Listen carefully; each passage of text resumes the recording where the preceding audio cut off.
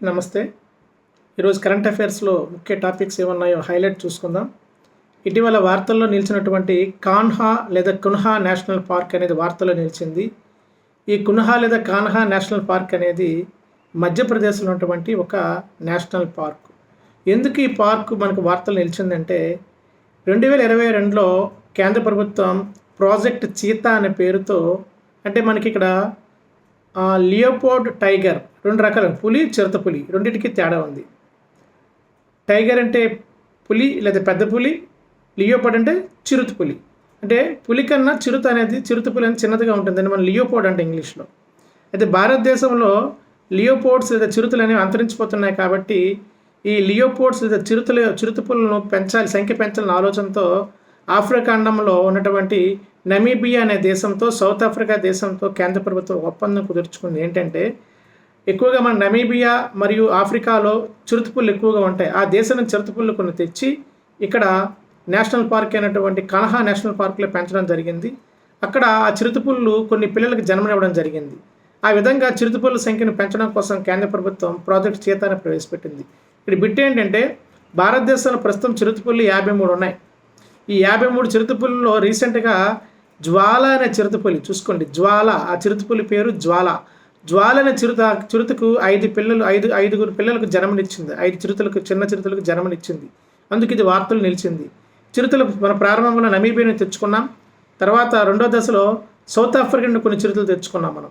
So ఇక్కడ మనం ఎట్లా నేర్చుకోవాలంటే ఇటీవల జ్వాల అనే ఒక చిరుత 5 చిరుతలకు జన్మనిచ్చింది.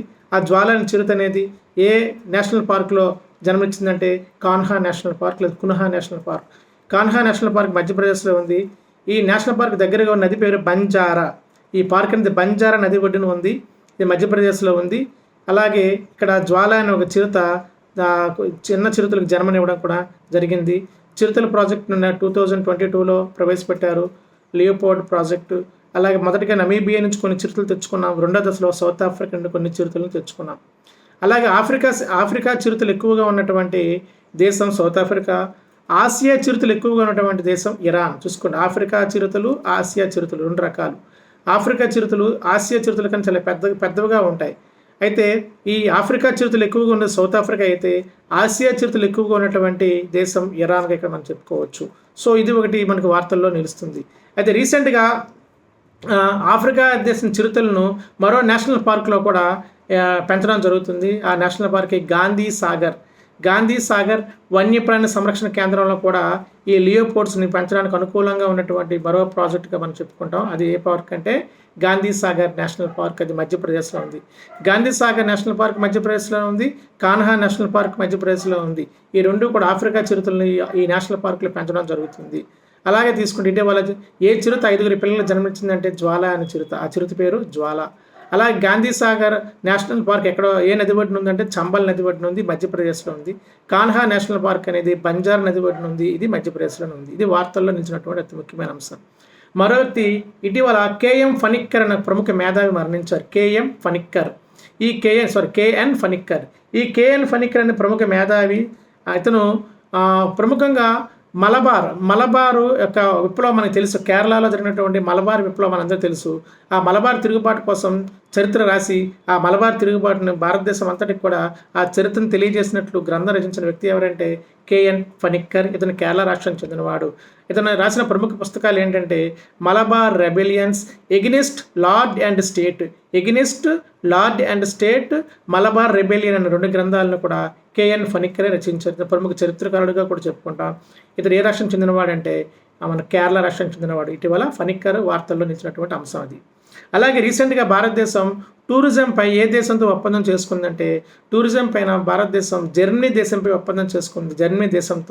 జర్మనీ రాజధాని బెర్లిన్లో ఈ ఒప్పందం కుదుర్చుకుంది. అయితే భారతదేశపు టూరిజం కోసం ప్రచారం చేయడం కోసము కేంద్ర ప్రభుత్వం ఏ సంస్థ ఒప్పందం చేసుకుందంటే నెట్ఫ్లిక్స్ ద్వారా కొన్ని షార్ట్ ఫిల్మ్స్, కొన్ని డాక్యుమెంటరీని రిలీజ్ చేసి ప్రపంచమంతా భారతీయ టూరిజం ఎంత గొప్పదో తెలియజేయడం కోసం కేంద్ర ప్రభుత్వం నెట్ఫ్లిక్స్ అనే సంస్థ ఒప్పందం కుదుర్చుకుంది. ఈ నెట్ఫ్లిక్స్ అనే సంస్థ ఏ దేశానికి చెందిన ప్రముఖ ఓటీటీ సంస్థ అంటే ఇది అమెరికాకు చెందినటువంటి సంస్థ నెట్ఫ్లిక్స్. అలాగే ఈ టూరిజం జర్మనీ మరియు కేంద్ర ప్రభుత్వం రూపొందించుకున్న టూరిజం పాలసీలో ఏ రాష్ట్రాలు భాగస్వామిగా ఉన్నాయంటాడు. కేరళ, తమిళనాడు, గోవా, గుజరాత్, మధ్యప్రదేశ్, ఉత్తరప్రదేశ్, రాజస్థాన్ ఇవి ముఖ్యంగా ఈ టూరిజం ప్రాజెక్టులో భాగస్వామిగా ఉన్నాయి. ఏ కేంద్రపాలిత ప్రాంతాలు ఈ ఇండియా జర్మనీ టూరిజం ప్రాజెక్టులో భాగస్వామిగా ఉన్నాయంటే అండమాన్ నికోబార్ దీవులు మరియు లక్షద్వీపులు. ఇవి కూడా టూరిజం ప్రాజెక్టులో కేంద్ర ప్రభుత్వం రూపొందించుకున్నటువంటి జర్మనీతో ఒప్పందం చేసుకున్న టూరిజం ప్రాజెక్టులో ఈ 2 కేంద్రపాలిత ప్రాంతాలు కూడా భాగస్వాములుగా ఉన్నాయని మనం తెలుసుకోవాలి. అలాగే మరొకటి దివ్యాంగ్ సహర్ యోజన. ఏంటి దివ్యాంగ్ సహర్ యోజన కూడా మనకు వార్తల్లో కనిపిస్తుంది. దివ్యాంగ్ సహర్ యోజన అంటే దివ్యాంగుల కొరకు ఒక రీసెర్చ్ డెవలప్మెంట్ సెంటర్ని ఏర్పాటు చేద్దాం అనుకుంది కేంద్ర ప్రభుత్వం. దివ్యాంగుల కోసం ఒక రీసెర్చ్ అండ్ డెవలప్మెంట్ సెంటర్ని ఏర్పాటు చేద్దాం అనుకుంది. దానికి ఏమని పేరు పెట్టిందంటే దివ్యాంగ సహర్ యోజన అని పేరు పెట్టింది. అయితే ఈ రీసెర్చ్ డెవలప్మెంట్ సెంటర్ను కేంద్ర ప్రభుత్వం ఎక్కడ పెట్టాలని ప్రపోజ్ చేసిందంటే విశాఖపట్నంలో పెట్టాలని ప్రపోజ్ చేసింది. గుర్తుపెట్టుకునే దివ్యాంగ సహర్ యోజన అనేది ఒక రీసెర్చ్ సెంటర్ డెవలప్మెంట్. ఇది ఏ ప్రాంతంలో ఏర్పాటు చేయనున్నారంటే విశాఖపట్నంలో ఏర్పాటు చేయనున్నారు. ఇది వార్తల్లో మనకు కనిపిస్తుంది. అలాగే మరొక పేరు కనిపిస్తుంది వార్తలు, దాని పేరే బాస్కుల్ వంతెన. ఏంటి బాస్కుల్ వంతెన అంటే ఇది ఒక అంటే విడిపోయినట్టు అంటే వంతెన ఒకసారిగా విడిపోతుందండి. విడిపోయి మళ్ళీ అది రిమోట్ తోటి ఆపరేట్ చేస్తూ ఇలా వంతెన విడిపోతూ మళ్ళీ కలుపుకోవచ్చు అనమాట. ఇలాంటి వంతెనలు మనం బాస్కుల్ వంతెన అంటాం. ఇది కలకత్తా వాడరేవులో ఈ బాస్కుల్ వంతెన ఏర్పాటు చేయడం జరిగింది. ఈ కలకత్తా వాడరేవు అనేది పశ్చిమ బెంగాల్లో ఉంది. ఈ కలకత్తా వాడరేవు నదీ ఆధార వాడరేవు అంటారు. ఈ కలకత్తా వాడరేవు బంగాళాఖాతానికి తీరంలో ఉన్నది. అలాగే ఈ కలకత్తా వాడరేవుకి ఏమని పేరంటే శ్యామ్ ప్రసాద్ ముఖర్జీ వాడరేవు అంటారు. ఇక్కడ ఏర్పాటు చేసిన బ్రిడ్జ్ పేరంటే బాస్కుల్ వంతెన. ఇది కూడా మనకి వార్తల్లో నిలిచింది. అట్లాగే తీసుకున్నట్లయితే MNREG Mahatma Gandhi national rural employment guarantee scheme మనం వికసిత్ భారత్ గ్రామీణ రోజ్గార్ యోజనగా పేరు మార్చారు. వికసిత్ భారత్ గ్రామీణ రోజ్గార్ యోజన గ్యారంటీ స్కీమ్గా మార్చారు. సో ఇందులో ఏ సెక్షన్ని మార్చారంటే సెక్షన్ ఎంఎన్ఆర్ఈజీ యాక్ట్లో సెక్షన్ 37ని సవరించారు. ఏంటంటే ఇంతవరకు 100 రోజులు ఉన్నటువంటి ఈ పథకాన్ని 125 రోజులు తప్పనిసరిగా పనికి ఉపాధి హామీ కల్పించాలని సెక్షన్ 37ని మనకు సవరించడం జరిగింది. సో ఎంఎన్ఆర్ఈజీఏ కాస్త మనకు వికసిత్ భారత్ గ్రామీణ రోజ్గార్ అభియాన్ యోజనగా మార్చడం జరిగింది. నెక్స్ట్ వన్, సముద్ర గర్భంలో నెట్వర్క్ కేబుల్స్ ఏర్పాటు చేద్దామని కేంద్ర ప్రభుత్వం ప్రకటించింది. అయితే ఈ సముద్ర కేబుళ్ళు ఎక్కడి నుంచి ఎక్కడ వేయాలనుకుంటారంటే బంగాళాఖాతంలోని చెన్నై నుండి అండమాన్ మధ్య, అరేబియా సముద్రంలో కొచ్చిన్ నుంచి లక్షద్వీపుల మధ్య, కొచ్చిన్ టు లక్షద్వీపుల మధ్య ఈ ఇంటర్నెట్ యాక్సెస్ బాగా రావడానికి సముద్ర గర్భం నుండి కేబుల్స్ వేయడం చేస్తున్నారు. కొచ్చిన్ టు లక్షద్వీప్స్. అలాగే బంగాళాఖాతంలో చెన్నై నుండి అండమాన్ నికోబార్ ఐలాండ్ మధ్య ఈ కేబుల్ నెట్వర్క్ ఏర్పాటు చేద్దామని కేంద్ర ప్రభుత్వం ప్రకటన చేయడం జరిగింది. ఇక్కడ గుర్తుంచుకోవాలి, సాగరమాల, పర్వతమాల కూడా 3 పేర్లు. సాగరమాల అంటే వాటర్ రేవులు అభివృద్ధి చేయడం సాగరమాల. పర్వత ప్రాంతంలోని టూరిజం డెవలప్ చేస్తూ పర్వత ప్రాంతంలో రహదారి మార్గాలు డెవలప్ చేయడం అనేది పర్వతమాల. అలాగే ఉడాన్ అంటే ప్రతి పట్టణాల్లో కూడా ఎయిర్పోర్ట్స్ని డెవలప్ చేయడమే ఉడాన్ పథకంలో భాగం. ఉడాన్ అనేది ఎయిర్పోర్ట్కి సంబంధించిన పథకం. పర్వతమాల అనేది పర్వత ప్రాంతాల్లో రోడ్డు మార్గాలు టూరిజం డెవలప్ చేసే పథకం. సాగరమాల అనేది వాటర్ రేవులను డెవలప్ చేసే పథకంగా మనం చెప్పాలి. అలాగే మరో అంశం పిఎం జన్మన్. పిఎం జన్మన్ అనే పదానికి అర్థం ఏంటంటే ఇది కొత్త పథకం. పిఎం ప్రైమ్ మినిస్టర్ జన్మన్ అనే పథకం అంటే ట్రైబల్ ప్రాంతంలో ఏవైతే మౌలిక సదుపాయాలు రూపించాయో ట్రైబల్ ప్రాంతాల్లో మౌలిక సదుపాయాలు కల్పించే పథకమే పిఎం జన్మన్ అని పిలుస్తాం మనం. అలాగే మరో పేరు చివరగా ఎక్సర్సైజ్ లా మిటియా. ఏంటి ఎక్సర్సైజ్ లా మిటియా అంటే భారతదేశం హిందూ మహాసముద్రంలో ఒక దీవి ఉంది. ఆ దీవిలో ఒక దేశం, ఆ దేశం పేరు సీషెల్స్.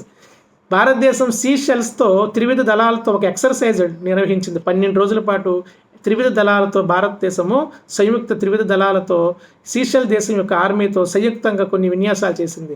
ఆ విన్యాసాలకు ఏమని పేరు పెట్టిందంటే ఎక్సర్సైజ్ లా మిటియా అని పేరు పెట్టింది. ఇందులో ఆర్మీ నుండి ఎవరు పాల్గొన్నారంటే భారతదేశం త్రివిధ దళాల్లో ఆర్మీ నుండి అస్సాం రెజిమెంట్ వాళ్ళు పాల్గొన్నారు. నేవీ నుండి ఐఎన్ఎస్ త్రికండ అనే ఒక యుద్ధనౌక పార్టిసిపేట్ చేసింది. ఎయిర్ ఫోర్స్ నుంచి C-130 రవాణా విమానము ఈ యొక్క విన్యాసాల్లో పాల్గొంది. ఎయిర్ ఫోర్స్ నుంచి C-130 విమానము, నేవీ నుండి INS త్రికండ, ఆర్మీ నుండి అస్సాం రెజిమెంట్ వాళ్ళు ఇక్కడ ఈ సిషెల్స్ జరిగినట్టు త్రివిధ దళాల విన్యాసంలో పాల్గొనడం జరిగింది. అలాగే వార్తల్లో ఉన్న మరో పేరు ఆపరేషన్ వజ్రప్రహర్, ఎక్సర్సైజ్ వజ్రప్రహర్. రెండింటికి తేడా ఏంటో చూడండి. ఆపరేషన్ వజ్రప్రహర్ అనేది ఆంధ్రప్రదేశ్ ప్రభుత్వం ప్రారంభించిన ఒక ప్రోగ్రాం. ఏంటంటే మాదక ద్రవ్యాల నియంత్రణ చేయడం కోసము.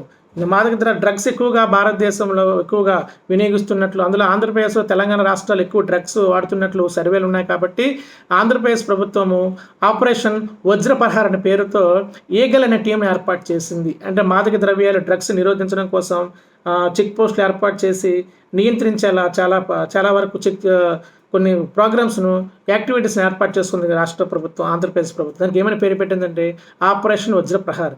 ఈగల్ టీంకి పూర్తి పేరంటే elite anti narcotic group for law